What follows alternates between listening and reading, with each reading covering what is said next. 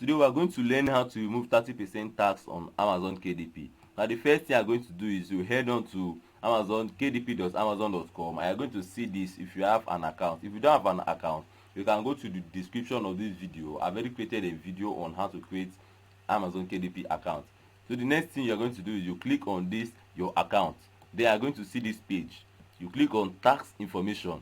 Then you are going to see this page. Look at my own. You see 0% applicable withdrawing rate, meaning that Amazon is not going to collect any money from me.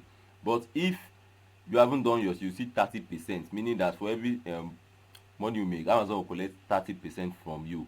Then to remove this, you are going to click this view or provide tax information. Then the next thing you are going to do is you click this take interview. You will see this next page showing this.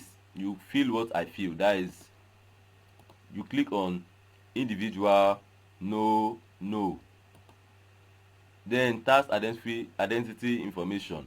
You see your full name, you write your full name, your country of citizenship, you write it. Me, I'm from Nigeria, so I select Nigeria. Then your permanent address, this is where you come in. You are going to put South Africa. Remember, you put South Africa. Then for the address like one and all that, you just go to Google and search South Africa fake address. Then you select the first one. Then you are going to see this, the street, the town, the zip code, the phone number and all that. Just fill it in the appropriate places in that place. Then you are going to see this other place where they say taxpayer identification number. You are going to select I have a non-US TIN.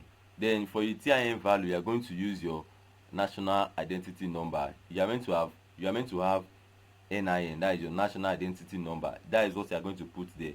Then you click continue, and voila, you are done with this. I hope this video was useful to you. If you really love this video and if you tried it and it worked for you, do well to just subscribe to my YouTube channel. I usually post on Amazon KDP. Thanks so much for watching. See you next time.